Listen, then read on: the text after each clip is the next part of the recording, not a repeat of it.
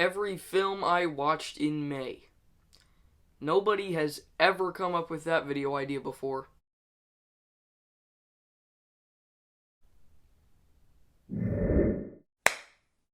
We have made it to the end of May. It is now June 2021, and so I'm going to go over every film I watched in May. I know a lot of people have done this idea. I didn't want to copy everyone, but this is the best way to do it. Why am I doing this video idea as well? Well, now I don't have to, plan out each movie I watch, and that's going to be for a video, because now every movie is part of a video, and I can watch whatever I want and still talk about it on the channel. This way, I get to talk about every movie I see. And without further ado, let's get into this. Alright, so first, Fight Club is one of the worst movies ever. The first movies I will be talking about because they are the worst movies, and by the way, I will be basically ranking everything I watched this month, and yeah. So in English class, we've been watching two different versions of Romeo and Juliet, the 1968 film and the 1996 film. I prefer the 90s one, even though I think it's really bad. The 60s one, I just can't even tell you what I didn't like about it. It's just not what I want to watch. I don't like the characters, I don't like the story, it's just not enjoyable. And that's really all I can say about that one. Now, like I said, I do prefer the 90s one, but I still think it's pretty garbage. Now, after I watched it, I can confirm it's not the worst movie ever made, but it's still pretty awful. I think it's really stupid how they have it set in the 90s with, rock songs and all this modern stuff, but then they also still keep the old English and the same script. It really doesn't make any sense why they would do that. I hate that decision so much, because it doesn't fit together with the rest of the film. What we're hearing and what we're seeing don't go together. And it's just a mess. I think this movie is a mess. I'm giving Romeo and Juliet a 3 out of 10. The next worst film I watched this month was actually Lady Bird. I did not like it. Yeah, the more I think about this movie, the more I do hate it. I was curious to see how this film would win me over with its charm, but really, there was nothing likable or entertaining about anything in this movie. So many people say they relate to Lady Bird, and she's one of their favorite movie characters. Even a lot of males say that, and I was interested to see how that was possible, but I found that it wasn't possible for me. There are no qualities about any character that I found even remotely tolerable. Every single character is awful. Yes, I know this film is meant to be realistic. Lady Bird is supposed to be a horrible, insufferable character, but what do people like about it? Do people actually have fun watching Lady Bird be awful for 90 minutes straight? And like I said, this movie is supposed to be realistic, but it doesn't feel that way, honestly. It feels like a live-action Disney Channel movie, but then it also tries to be, edgy. This film is kind of a mess, in my opinion. I don't understand what people love so much about it. Yeah, moving on. I'm gonna give Lady Bird a 4 out of 10. Then I saw Cowboys and Aliens, because I may be gonna do a Jon Favreau ranking eventually. And yeah, this film was really disappointing. When you have Harrison Ford and Daniel Craig in the same film, that should be really good. And you also have Jon Favreau directing it, like it says on all the marketing, director of Iron Man doing Cowboys and Aliens. It seems like it should be great, but then it turns out to be just extremely generic, and it's lacking so much. It starts out okay, and it just loses momentum really quickly. I am gonna give Cowboys and Aliens a 5 out of 10. There's just not a lot to say about it. It's nowhere near as good as it should be. Then I kind of saw Moonrise Kingdom, and it was okay, I guess. I am gonna give Moonrise Kingdom a 6 out of 10. I didn't love it, and I am definitely not motivated to watch the rest of Wes Anderson's films after this. I think he has an extremely distinct style, and I'll talk about a few of his other films in this video, because I watched a few this month, and this is the worst that I've seen. I am already getting pretty tired of his style. It's really distinct, and you need to be in the right mood to watch one of his films. And I just didn't really care for this. Then I finally saw another Stanley Kubrick film, Barry Lyndon. On the one hand, we have Paths of Glory and The Shining, and those are great movies. And on the other hand, we have Doctor Strangelove and 2001: A Space Odyssey, which are terrible movies in my opinion. Because of that, I'm always nervous when watching another Kubrick film, and Barry Lyndon falls right in between all those movies. It's pretty mediocre in my opinion. It's so hard for me to get interested into Kubrick's films, or any movies similar to this really. I haven't seen a ton of period pieces like this, but from what I've seen, they're definitely not my thing.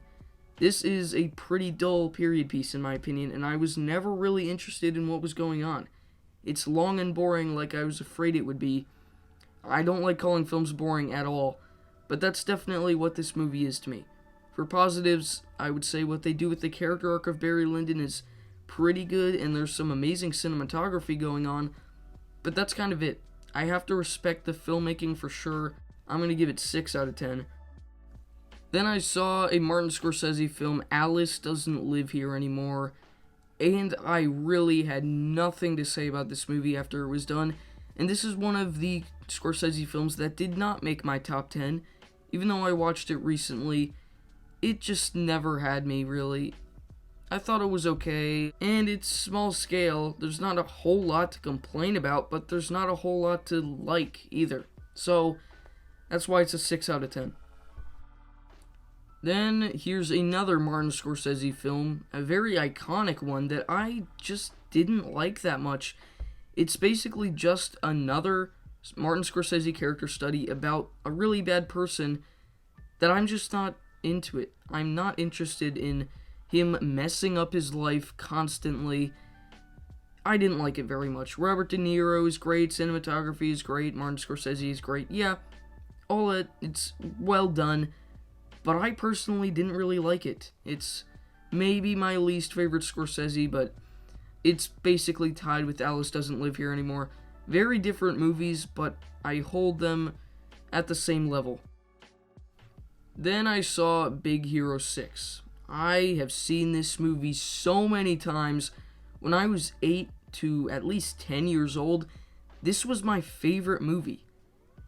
And now I don't really like it that much. All these moments that I used to love have become extremely stupid and generic motivations and characters. Like when Callahan says that was his mistake, but it is really stupid. That is not a good villain. That is not a good twist villain at all.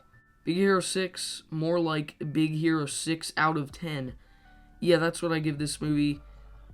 This used to be my favorite film, and now I finally felt the pain of not really liking a film that I used to love. The Grand Budapest Hotel. Literally every single shot in this movie is distinctly Wes Anderson looking. Easily the greatest aspect of this movie is the visual style, no question. Oh, and also the stacked cast. Boy, did this have an incredible amount of great actors. Yeah, it's a very good movie. Also, the first shot of this film, that actually is my last name, Old Lutz Cemetery. So that's kind of funny. Anyway, oh yeah, there it is again. So, why is this only a 7 out of 10? Well, it's an odd movie in many ways, and I hate saying this about films, but there's not much of a purpose to this story. It's really unique, sure, but when it's over, I kind of don't care. So this is a 7 out of 10. It's a good movie, I liked it, but it's not the best. Then another Wes Anderson movie. Now, when I saw Fantastic Mr. Fox and loved it, I knew I had to check out his other stop-motion animation film, and that is Isle of Dogs. It's a pretty great movie. I have moved it down from an 8 to a 7. I really enjoyed it. I can't describe how much I love the look of these Wes Anderson films. They all look incredible, really. The stop motion is just as amazing as it was in Fantastic Mr. Fox, and this is yet again maybe one of the best looking movies I've ever seen. I do wish this film was PG though, instead of PG-13.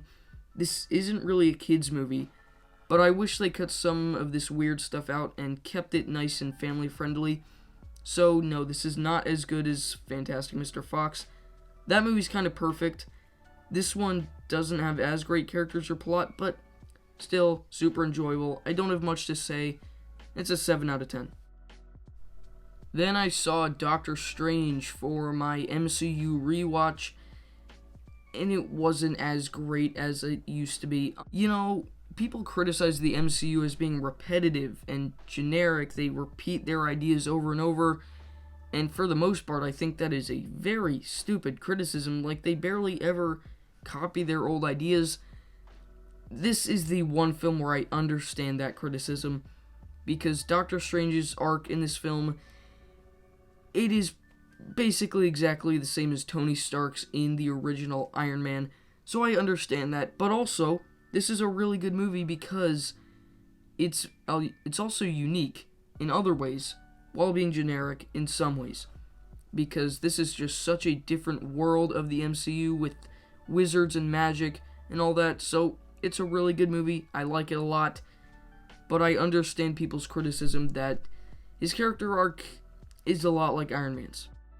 Then I saw the original John Wick. Yeah, this is a pretty cool movie. It let me down just a little bit. It wasn't as awesome as I imagined it, but I still really liked it. It's just a nice action movie. Keanu Reeves, I realize he's not the greatest actor, but he's pretty good here. He's good at all the action stunts and stuff. It's just a cool movie. It's just cool. Watch it for some cool action, but it's nothing more than that. It's a good movie. Then I rewatched Star Wars The Force Awakens to remember what I actually thought about it, and this was for my collab with After Credits, where we both reviewed The Force Awakens, so go check that video out. I'll maybe link it in the iCard or in the description. Go check that video out if you want our thoughts on it. Alright, There Will Be Blood. Now, this is a really interesting one. It was a 6 out of 10 when I first finished it, then it moved up to a 7, and then to an 8. It grew on me a lot, but now it's back down to a 7. It's a good movie, but I didn't like it nearly as much as I thought I would. I'd like to explain. Daniel Day-Lewis is incredible. This is maybe one of the best performances I have ever seen, and he completely owns this role. The first half of this movie is an incredible experience, and I really was fully invested. That whole first half is a 9 out of 10 for me. Really, really good. Also, the whole 15-minute opening with no dialogue is amazing. We just watch these people doing some mining and drilling, and there's no talking, just the sounds and music. So, as you can see, I really do like a lot about this movie. There was no way that I would ever get close to calling it a bad movie. In fact, it's pretty amazing in a lot of ways, but here's why I don't love it.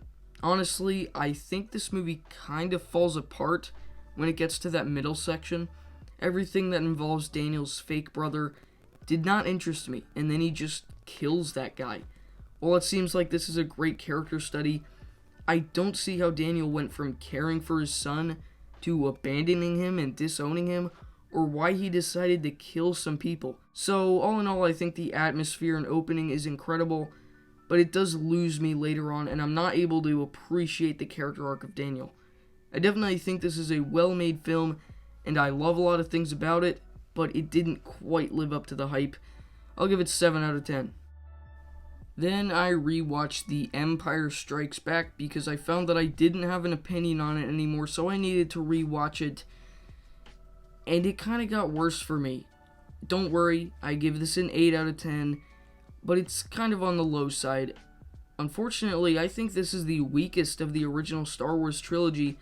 I know it's very controversial, I have controversial Star Wars opinions. Yeah, I kind of always found this the most dull of the original Star Wars trilogy, and it's the only one without its own ending. Like, I don't understand why people say, this is easily the best Star Wars film. It wouldn't even be great without Return of the Jedi, because this movie does not have an ending of its own. The thing I really like about it is just the twist. The one twist, Luke finds out Vader is his father, of course, that's great. The rest is more boring and dull than the other two in the trilogy, and it is kind of easily my least favorite of them. Return of the Jedi starts with the ending that Empire never had. That's why it's hard for me to understand when people say, oh, this is easily the best Star Wars film. I don't really get that. The original trilogy is amazing when you put all three together, but on its own, Empire is my least favorite of the three. Then I saw A Quiet Place Part 2 in the theater, and yes, I gave this 8 out of 10. I have a full movie review of this movie. If you want to check that out, that's where you can hear my thoughts. But it wasn't the greatest theater experience.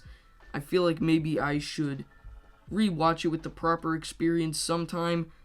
But yeah, it was really good. Check out my review. Then I saw Gangs of New York, and I honestly think this is a pretty underrated Martin Scorsese movie.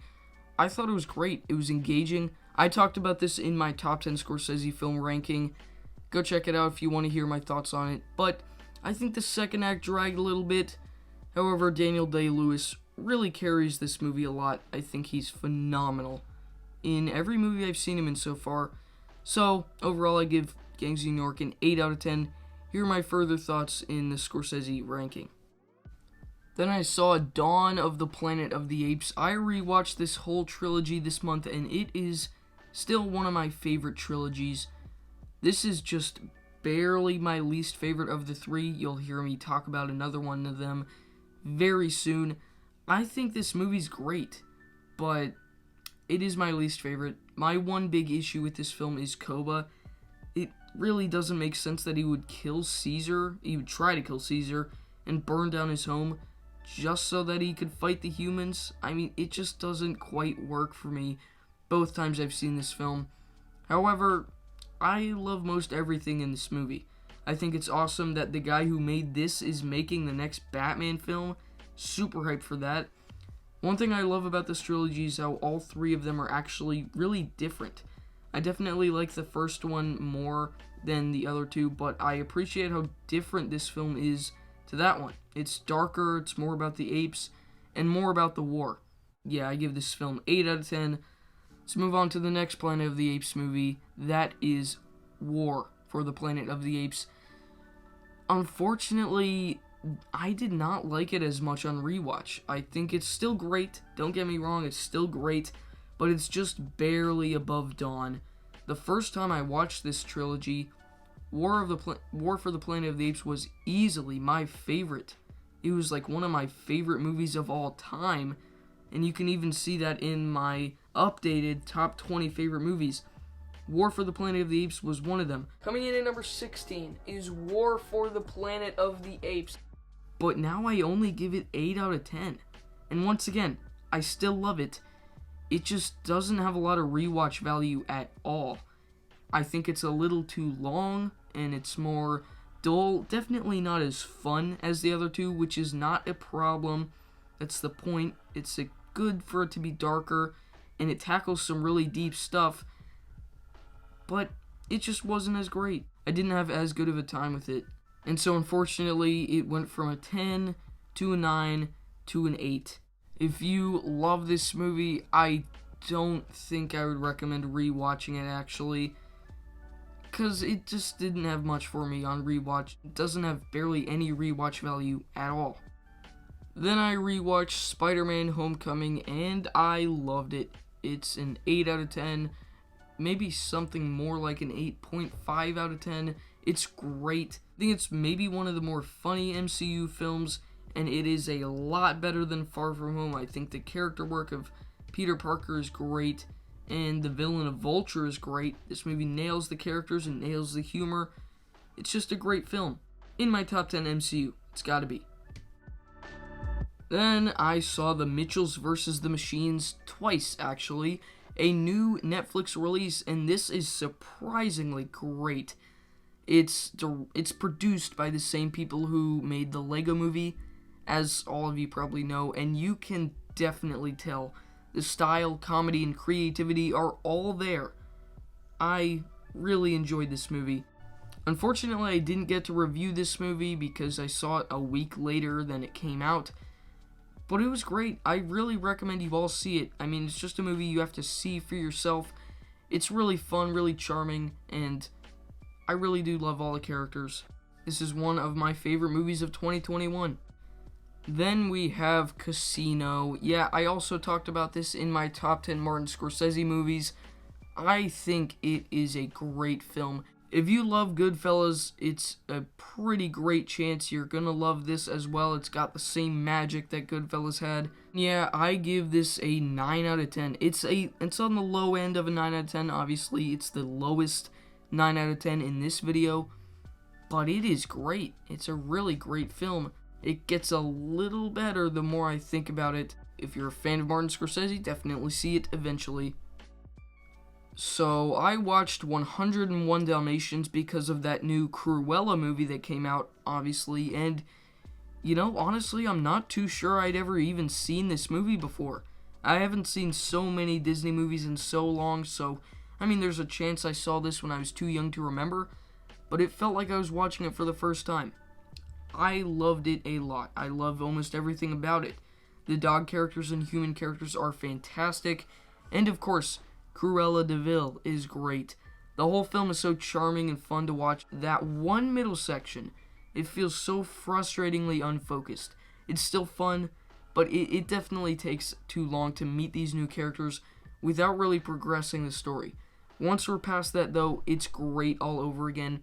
It's just such a nice little movie that really makes me want to rewatch some old Silver Age movies, because that's probably my favorite Disney era. Like I said, I haven't seen so many of these in such a long time, but I think this is one of my favorite Disney animated films. Recently, I've kind of doubted the quality of Disney films, but all I needed to do was rewatch one of their classics, and I know they were great back in the day. They're just not as great now. Then I rewatched Thor Ragnarok. I give this 9 out of 10. This is a great film. Maybe the best Thor movie. For a while I was doubting how much I actually loved this, but I really do. I think it's better than the original Thor, but yeah, both of those films are really great.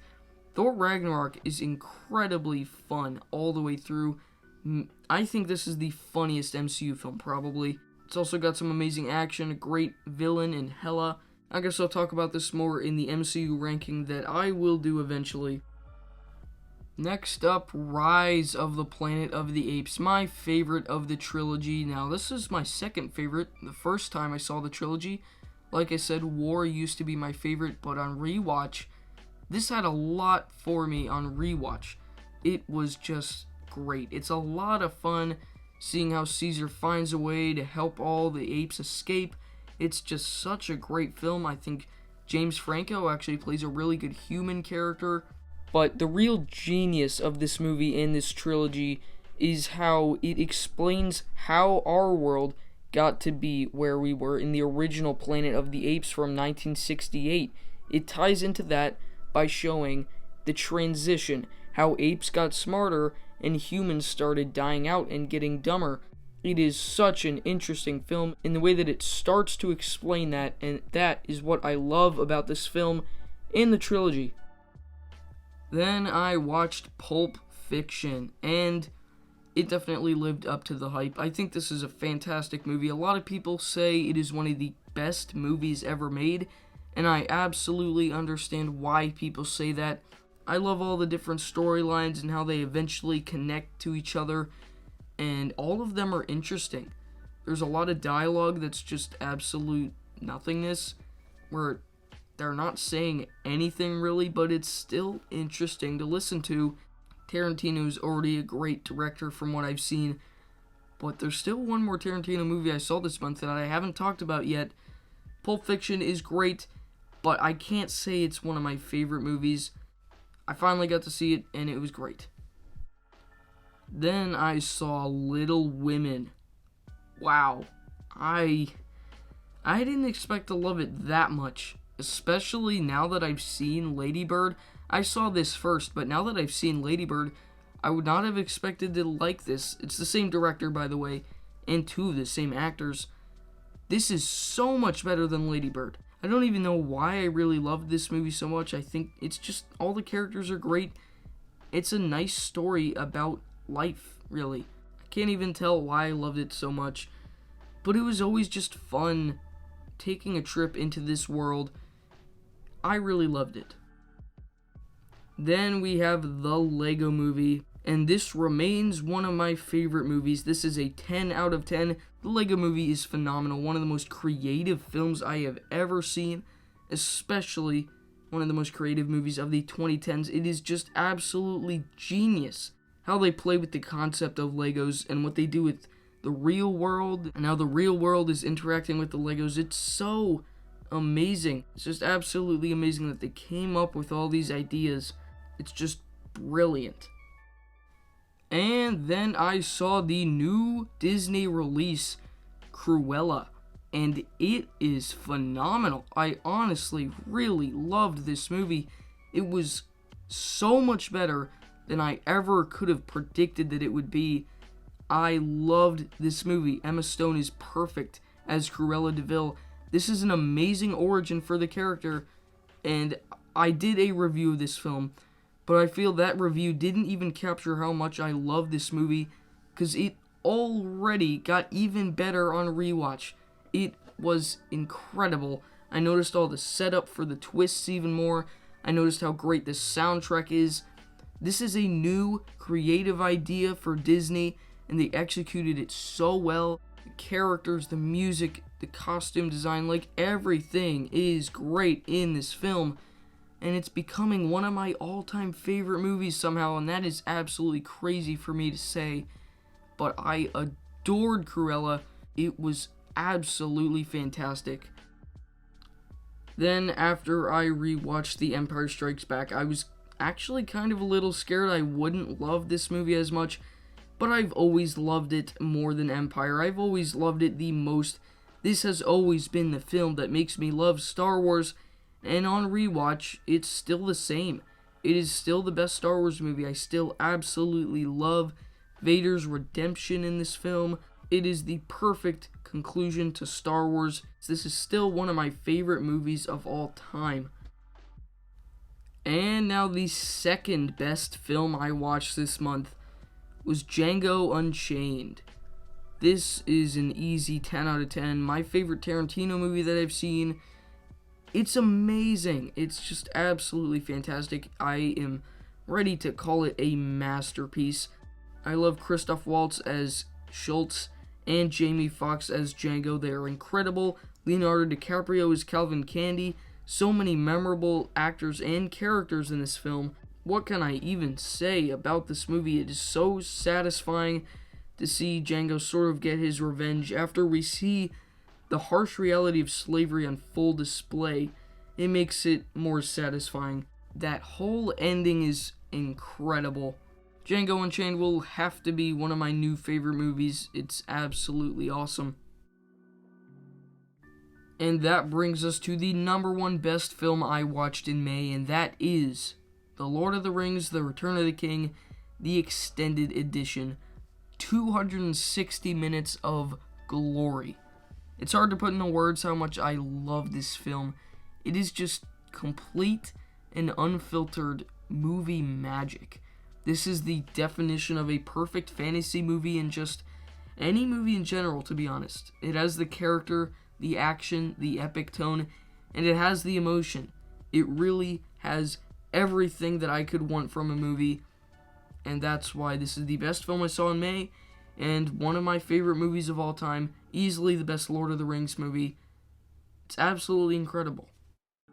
So thanks for watching. That's everything I watched in the month of May. Comment down below if you want to see me do this every month, because I'd like to do it. I think it helps me watch whatever films I want to watch without worrying if it's in a video or not. Thanks for watching, and I'll see you all next time.